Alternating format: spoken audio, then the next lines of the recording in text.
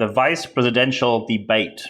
Hardly ever in history, we had more attention to the debate of the people who are running mates with a presidential candidate. And we had it yesterday, and we want to analyze, because I received quite a number of emails from people who listen to this podcast. Thank you very much for that, by the way. With different questions, what should you do, what shouldn't you do during a debate? So I decided to make an extra episode for this week, only analyzing the debate. Of course, we have to give a bit of background information first. So who took part in the debate? We had Senator Kamala Harris, the running mate of former Vice President Joe Biden. And on the other side, she's running for the Democratic Party. And on the other side, we have Mike Pence, the actual vice president who is in office right now, together with President and businessman Donald Trump. It's hosted by Susan Page from USA. It was hosted by Susan Page from USA Today. And of course, as someone who's analyzing this, you need to know my background as well. Anything else would not be fair. And of course, it would also not be neutral. I am a business owner. I'm a self-employed entrepreneur. That, of course, means when you look into big numbers, this, of course, means I tend to be in favor of lower taxation, less regulation, but in my case, to a reasonable amount. In the UK, you find me in the liberal conservative spectrum. In Germany, you find me with the liberals who are in favor of less regulation and lower taxation to a reasonable amount. I am male and I am white. These are aspects which we cannot just brush under the carpet. So when you think there's a certain bias, listen carefully, because I will give you reasoning for why I do the analysis and the way I do it. Statistically, as a self-employed entrepreneur, I normally should tend to be more in favor of a slightly more conservative approach to politics, although I want to make very clear that at no point in time given I supported Donald Trump or Mike Pence in any way. So, of course, after we saw the week before the presidential candidates debate between Joe Biden and Donald Trump, where both people are just constantly interrupting each other. No real discussion happened. And people were ashamed of what happened there, especially in the US, where you have a debate culture where debating is taught from elementary school to high school to college. If something like, for example, we had with the presidential debate where Donald Trump interrupted Joe Biden so often that Joe Biden had to say the phrase, "Will you shut up, man?" If you say something like that in a high school debate, you will be disciplined for inappropriate behavior. And that happened in a presidential debate. So that gave a really bad example. So they put in new rules and the debate started. And of course, everyone was waiting for the moment that they can say, is it happening with interrupting someone again? Or are they allowed to just speak their time and then the other person will speak? It took not even 5 minutes. And Kamala Harris was interrupted by Mike Pence. I'm sure Kamala Harris was waiting for that. People who go for these kind of debates are professionally trained and professionally prepared. She was waiting for Mike Pence to interrupt her, which, by the way, when you want to win a debate, is a brilliant tactic, and Mike Pence ran straight into it. And unfortunately, especially when it comes to politicians, I often see that I give a lot of seminars, workshops, trainings, coachings, in different languages, mainly German and English, about how to present, how to speak, how to debate, how to sell and pitch. And when you want to pitch an idea to your audience, one thing you should not do is make the mistake someone else has done before. And Mike Pence has done exactly that. Often, unfortunately, when it comes to political parties, that they choose the experts who coach them by political preference, not by skill, which is often not a good choice. What Mike Pence has done brilliantly well, he opened with, "It's an honor to be here with you. Thank you very much for sharing the stage." That is something which Kamala Harris did not do. Maybe she didn't want to do it because she didn't consider it to be an honor to be on stage with Mike Pence. Quite frankly, if I would share the stage with Mike Pence or Donald Trump, I would not consider that an honor. But let's face it, I will never be on that stage with these two people. So we have different openings, probably tailored to different kind of audiences. But unfortunately, after interrupting Kamala Harris the first time, which already was a mistake by Mike Pence, he then, just within the first 10 minutes, makes the next one.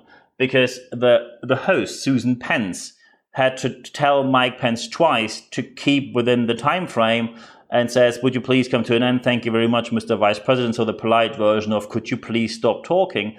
And then, although in this debate, everyone is addressed in a very formal way, Senator Kamala Harris, Mr. Vice President. So it's all very formal, not to do anything wrong. And what Mike Pence says here is, Susan, let me finish.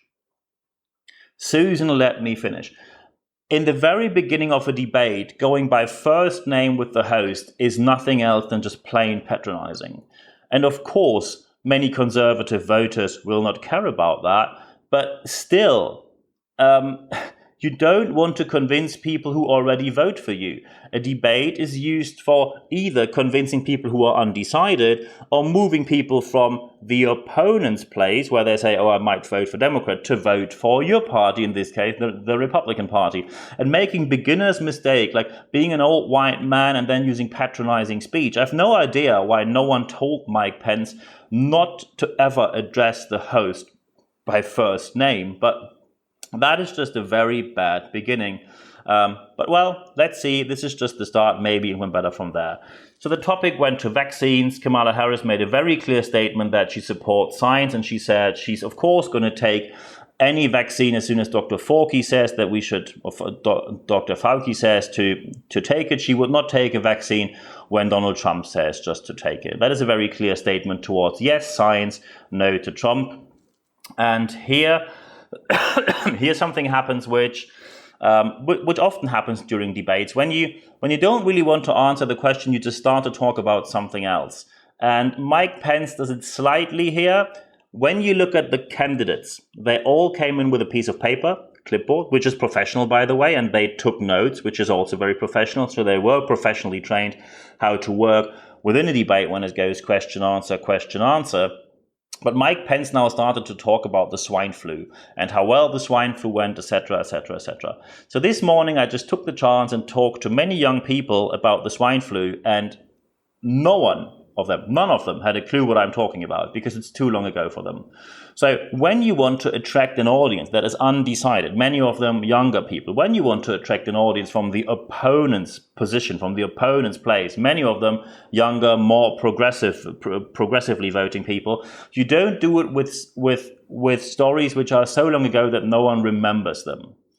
That is just a really bad use of an example. So he started to talk about swine flu and gave no clear support of science. Kamala Harris, and that is the moment I think she was waiting for, as soon as someone starts to talk about something else, because everyone, both candidates, this applies to both candidates will have on their piece of paper stories they can bring up as soon as someone distracts. Things you want to say, although they might not be asked, but these are important aspects which support your position, and you just want to put them in somewhere. You just have to wait for the right moment so it doesn't seem to be loose or just an open advertising. So when you see that Joe Biden starts talking about swine flu, which is pretty much a distraction of what the question was, Kamala Harris starts to use storytelling. Storytelling is very important in the US and the English-speaking world. People already know that. I now have many seminars and workshop requests about that, because even in the German-speaking world, in the European context, if you don't use business storytelling, you simply do nothing else than presenting facts. And facts are not remembered. The reason why you remember the story of the 3 little pigs and the houses being blown away, except the one made of stone, etc., the reason why you remember that decades after they told it to you the first time is because it's a story. People remember stories. People do not remember when you just talk about facts. And the swine flu and how many people caught it, etc. Mike Pence said 200 Americans caught it. Well, I spoke to many young people, all younger than 30 today, and none of them really remembered how it went, how many people got it. So it didn't work at all, while Kamala Harris did brilliantly well. Mike Pence then added he did prayers about the health of the president. Of course, you address a very religious and conservative audience with that. But let's face it, they vote for you anyway. Of course, you can address them to do a bit of ad-lib or to tell them, hey, I know that you're there and thank you very much for voting for me. But after you distract it, then someone uses a powerful story when she said, when Joe asked me to become VP, tells her story. And the only thing you have to add is, I address the audience that is going to vote for me anyway. It's safe to say that the start of the debate did not go well for Mike Pence. Because after Mike Pence said, oh, it's prayers for the president, etc., then, of course, it was the time of Kamala Harris where she knew, now I can bring up stories because Mike Pence is distracting, so now it's my turn. And then she says, Trump does not pay tax. We all know about $750 or even less. He has more than $400 million in debt. And now she does not only say President Trump, she says Commander-in-Chief. Do we want to have a Commander-in-Chief who's heavily in debt? That is something which is very powerful for her. And of course, Mike Pence then brings up a point, which, by the way, is something which attracts many self-employed people, including me. He then says we don't have to focus only on his personal tax. We have to see everything he paid towards the state, the pension payments, healthcare, any kind of social security, etc., etc. And that is something which entrepreneurs, including me, say for a very long time already. I don't care how many personal taxes someone pays. When someone runs an organization or multiple companies, the complete amount of money sent towards the state, because it all ends up in one fund anyway, the complete amount of money counts, not the personal tax. Of course, left-wing people will now be very angry with me saying that, but quite frankly, I can live with that because I am not particularly left-winged. So Pence, of course, did well with answering the tax question in a way that he said we have to consider the whole amount he paid, not only the personal taxes. And then, of course, that was the perfect segue, as the host also says. They went on to go for the economy, and then that was the moment where Kamala Harris definitely had a better preparation. When they talked about the economy, she had an opening line which definitely, in my opinion, was prepared, and which, by the way, is not bad. When you are prepared, you are professional, because what you use is sound bites. A sound bite is a short line which people can remember. So I'll just give you an example of a sound bite. When you say, "Make America Great Again," that was Donald Trump's sound bite, or "Yes, we can," that was Barack Obama's sound bite. Sound bites work. And you do not only need sound bites in politics, you need them in your organization, you need them in your corporation, no matter if you want to sell an idea or a project, or if you want to sell a product towards a client or a consulting service. If you don't have sound bites, people will not remember you. Because imagine, and I told that before, storytelling, people remember stories, and stories often have sound bites. You remember quotations from different fairy tales because these one-liners are world famous. And they work because they are sound bites. So don't, because often people tell me, oh, they don't work in our culture. Absolute utter nonsense. Look in your culture, as long as you have fairy tales, and I don't know a single culture that does not have fairy tales, you know the stories, so storytelling, here's the proof, and you know the sound bites as well. So Kamala Harris then says Joe Biden is there for the American family. Trump only measures how rich people are. And that is a very good one-liner where she says, we are here balancing family versus rich people. And that worked very well, especially as Mike Pence didn't really have an answer to it. Mike Pence then said he made false statements about the job creation, not taking into account the jobs really being lost due to different wrong steps and Corona. So just when Corona happened, of course, many jobs were lost with the recovery. This is not really job creation. Jobs are just coming back. He counted all that in. Then he says Democrats only want to raise taxes. And then he made the word statement. And here we have to talk about something which you must be aware of. When you have a public debate, you debate cross media. When a debate happens, Twitter is going wild because it's real time and people can follow a hashtag and then simply see how the debate is going. And as soon as Mike Pence made wrong claims, it took an average less than 2 minutes that people could debunk it. And very important when Mike Pence said, oh, we had a trade war with China and we put tariffs on China, finally, blah, blah, blah. This is even factually wrong. And when you put factually wrong statements out there, you openly say that you think that the people who vote for you are not the brightest candle on the cake or the sharpest tool in the shed, or basically you think they are not very smart. Because when you put tariffs on Chinese products, it's not China who pays these tariffs. The American people pay the tariffs.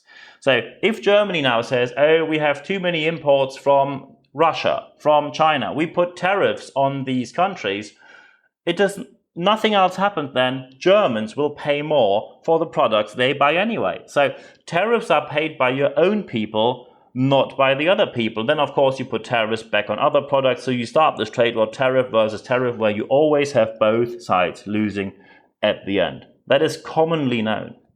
So Kamala Harris then, of course, corrected him and says, we only want to raise taxes for people who make more than $400,000. Let's face it, she's speaking to a huge majority here of people who make less than $400,000. And immediately and brilliantly, and again, I'm sure she was professionally prepared for that. In my opinion, she had the way better preparation than Mike Pence had. Unfortunately, people who are on the Democratic side tend to get more professional people preparing them, even asking people from the political opponents, so people who are politically on the other side, to professionally train them for these debates, while often people in the conservative spectrum simply choose one of their mates from their network because they do something with rhetorics and coaching and speaking. This is not how it works. And you see how wrong it goes when you see how wrong it went here. So Kamala Harris again made a big point for her when she says we only raise taxes for the people who make more than $400,000, immediately adding, and we need that to finance the Affordable Care Act, also known as Obamacare, but the real name is Affordable Care Act. And many American families right now are sitting at home thinking, do I really have enough healthcare when I get COVID-19? I mean, the president got amazing treatment, but let's face it, the amount of people who have their private doctor and their private clinic at home, and then, just in case, when something goes wrong, are transported with a private helicopter to the best military hospital, the amount of people who have that option is pretty limited, to say the least. Then they went on for climate change, where Mike Pence didn't even have an answer, but says they only want to raise taxes. This is a really poor distraction. And this is the point where you see he is sort of losing it. Either he realized that he's on the wrong track, or he knows that he has no good statement to make. And you see here that there's a turning point in the debate where Kamala Harris just winning over and over again. And you could see it on her face that she had great statements prepared. She was just waiting to fire them off. Because then she said, you lost the trade war with China. And that is a very important line in an American and English-speaking context. That might not be, because I know that we have some listeners from Europe and from Germany. That line might not be as relevant as you think in the German context, but it's very relevant in the American context. The line, we never lost a war, is a holy line for conservative voters. Of course, it's factually wrong. I interviewed Tim Gard, a professional business comedian, on this podcast before. He served in Vietnam, not because he wanted to, but because he was drafted in at the age of 17, serving on the USS Midway, which I had the honor to be toured by Tim Gard when I was in San Diego. Very touching moment. Thank you again for that, Tim, by the way. But they evacuated Vietnam. And Tim told me there was just the command, we evacuate Vietnam. And let's just face it, the winner doesn't evacuate. Or am I wrong? I'm not a military expert, but evacuating normally does not mean you won the war. You lost the trade war with China is a very strong statement, and against my expectations, Mike Pence did not have a strong answer. Because what I expected is that he says, oh, our income from tariffs is that amount of billions, and we put that into infrastructure and we help people, blah, blah, blah. And he didn't get that idea. Kamala Harris said, you lost the trade war with China, and his answer was, Joe Biden was just a cheerleader for China. That is something which works with people who vote for you anyway, and who think that Joe Biden is a stupid person and they don't like Kamala Harris for many different reasons, many of these reasons being racist, which of course is completely unacceptable. But you need a strong answer to attract people who are either undecided or who come from your opponent's position. And after he didn't really have a strong answer for that, and the topic was still the economy, Kamala Harris added, Mike Pence, we wanted to save the US car industry. We had a package ready. You voted against it. Mike Pence didn't even have an answer for that. It just went dead silent. Then she added, Trump stood aside with dictators, which he did. And of course, you could now, for example, say, hey, he wanted to bring together North and South Korea. Again, no answer. And I have no idea how this can happen. Who on earth, either Mike Pence had a bad day in the office. That might happen. He's not the youngest person, but that happens to many different politicians not being the youngest person. I've no idea what kind of amateurish coaching he got that he's not prepared for the statement that, of course, he had to expect will be brought up in the debate. And after Harris said, Trump stood aside with dictators, Mike Pence just said, we stood strong. There's no content behind that. We stood strong. It's a patriotic one-liner, and that works with patriotic people. But again, these people vote for Republicans anyway. You don't get a single vote from the undecided position, and you don't get a single vote from the other people's position when you go with patriotic one-liners. And then Kamala Harris added Trump was disrespectful towards McCain and towards veterans, saying that McCain was not a war hero because he was a prisoner of war when they caught him. That did not go down well for Mike Pence, because Mike Pence then only said the word that this claim is ridiculous. And the word ridiculous for German-speaking listeners, especially for Germans, for Swiss people, you might think it's rude because Swiss are way more polite than Germans are. I mean, that's a very low bar to clear. Hardly anyone is less polite than Germans. Austrian people might think quite inappropriate, but when you see in Germany saying lächerlich, that's the German word, that's not a great word to use in a debate, but it's not that strong. Saying ridiculous is a very strong statement in a vice presidential debate, and you must make a really good point afterwards, but Pence didn't. And then it went to the topic of Supreme Court. First question about Supreme Court, where you really can make a point. Who did you bring in? What were the benefits of these people? And you can tell their track records, what they've done for society. You can even attract people from, even when you try to do it a bit cheap, you could say, oh, Supreme Court did same-sex marriage, etc. Of course, you might offend people who normally vote for you. But let's face it, when you're Mike Pence, they're going to vote for you anyway, even when they're a bit offended by that. But you could easily pick up votes here. And Mike Pence starts to talk about Iran. No relation to the question whatsoever. Kamala Harris immediately goes with personal stories, Joe and I, while at the same time Mike Pence always says President Trump. He never said Donald and I. There was never a personal layer in his communication. Of course, you can be very formal because you want to attract a conservative audience, but let's face it, you also have to pick up people who want a bit more of a personal touch, because again, when people vote for you anyway, there is no point to address them all the time. A debate is that, why do you go, and let's just go to free enterprise. When you go to a client side, you don't tell the client what they all do great all the time. You tell them they do something great, but you also tell them you have challenges here. Here we can help you. That's why you need our product. That's basic 101 sales knowledge and basic 101 presentation knowledge. And by the way, I'm doing this podcast not even in my first language. English is my second language. And I learned all this. So how is it possible that a very well-educated person like Mike Pence does such a poor show and is obviously so heavily underprepared?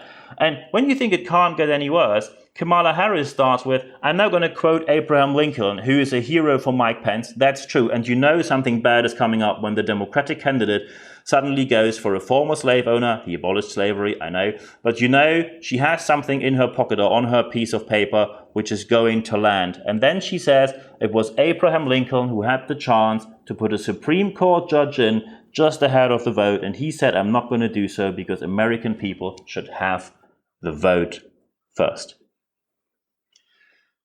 So you, as the Democratic candidate, quote someone from the other side who's in favor of your point.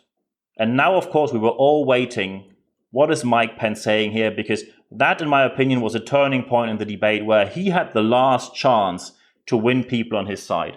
And then he said, we need straight answers if the Democrats want to pack Supreme Court. That, by the way, for the non-American listeners, packing Supreme Court means you can put additional judges in. That is theoretically possible. So at the moment, they have 9 judges with a conservative majority. So what the Democrats could do, theoretically, is add additional judges to have a more liberal majority again, which of course could end up in an endless game. When we have a Republican president, then they add up to 2 other ones, and suddenly you have 40 people in Supreme Court. Also, it would make the whole institution of Supreme Court quite pointless, because the people would consider it nothing else than a position of a political game. So I hope no one goes down that route. But when Mike Pence said, we need straight answers, then the main problem is that he didn't give straight answers in the first place.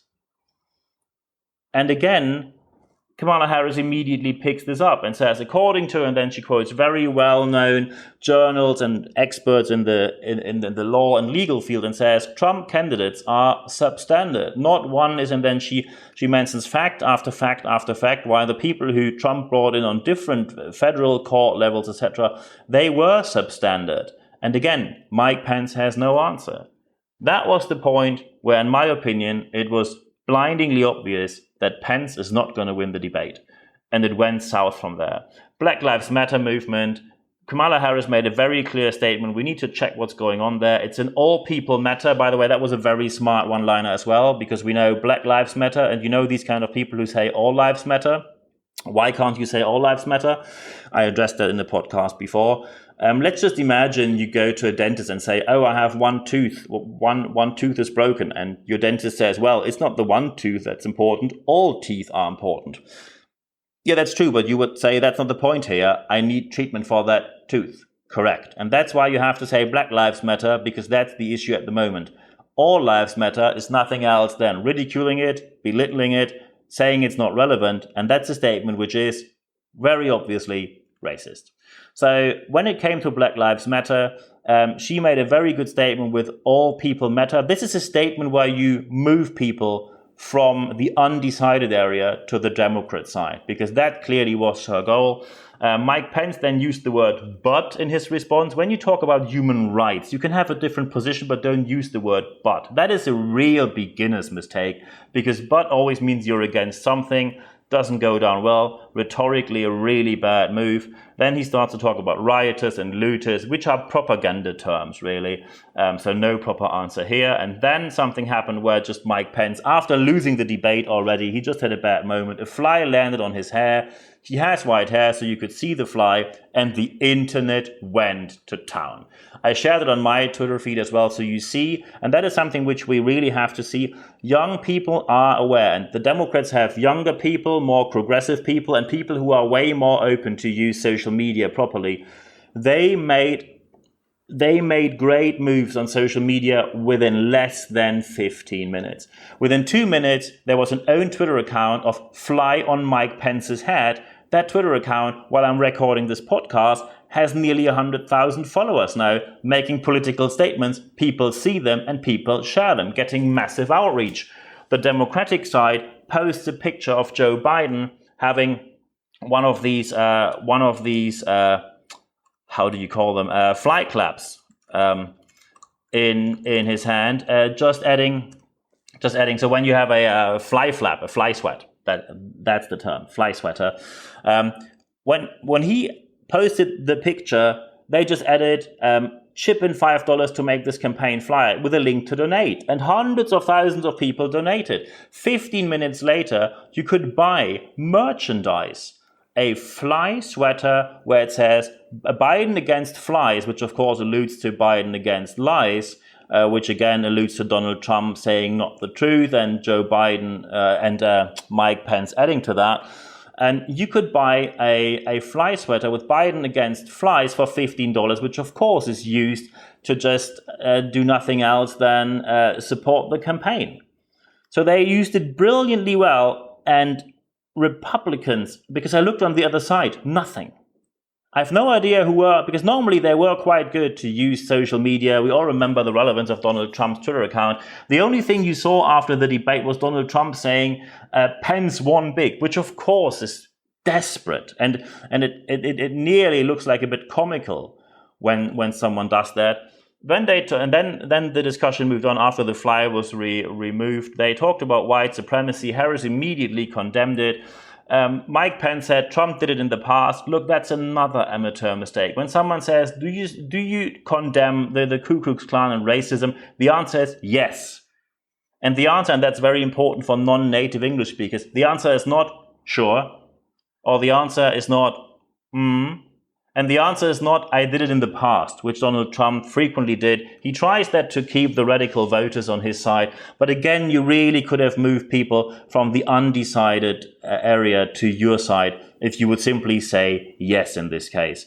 Then it came to a handover of power, and I shared on my Twitter feed what was the first tweet from the Democratic side and the first tweet from the Republican side after the debate ended. And again, Kamala Harris does way better. Kamala Harris says, go out and vote. She simply says, go vote. She doesn't even say, you have to vote Joe Biden because, and gave 100 reasons. She says, you can vote Joe Biden, but go out and vote. She appeals to someone who likes democracy, the will of the people. And that will move a huge chunk of undecided voters on her side. While Mike Pence said Hillary has done something wrong, brought up a conspiracy theory. It took 65 seconds for Twitter to point out that he's quoting a Russian misinformation campaign, a conspiracy theory that is clearly wrong. Then Mike Pence says, we will win the election, vote Trump in for another 4 more years. And that was a very poor ending to a very poor show. And again, I have to tell you, I'm a self-employed entrepreneur. I'm in favor of lower taxes. I'm in favor of less regulation. I'm in favor of putting the economy first to make everything thrive, and then people will benefit from that. But we simply see here, and by the way, I never politically supported Trump or Pence, and I'm very clearly, you see it on my Facebook profile with this election on the side of Biden and Harris, and not since yesterday, but we simply see here how important it is to be professionally prepared. So when and now we have to see what's in it for us. So when you need to sell an idea in your organization, you want to bring your project to the right budgeting, you have to talk to C-level, or you have to talk to a client. You need to be professionally coached, professionally trained to be ready to convince people who are not convinced yet. And of course, some people will now say, oh, I'm not entertaining. I don't know how storytelling works. I have no idea if this works in our culture. Look, this is not my first language, and I now have more than 10,000 people listening to me on this podcast. More than 10,000 people gave me their time in the past and listened to my podcast episode.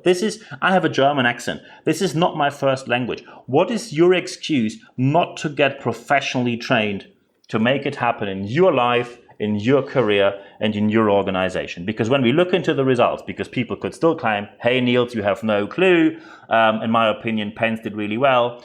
Of course, next day, there was a poll where we could see what did the people think. And here are the numbers. People who think that Kamala Harris won the debate, 59%. People who think that Mike Pence won the debate, 38%. So first you see there are still people who are undecided, but you see that professional preparation prevents poor performance. It's your time to start with that now. I'm happy to chat with you if you have any needs there, or if you have any kind of questions, just drop me an email. My email address is in the show notes of this podcast. But it is very important that you watch these debates, you analyze them, and then you see what does work, what does not work, and how do you get professional preparation for your next important presentation, either in your organization or on the client side. And it doesn't matter if it's a factual presentation or a sales pitch, because professional preparation prevents poor performance. I wish you all the best implementing this in your life, in your career, and in your organization. Always happy to chat with you. And for this week, thank you very much for your time.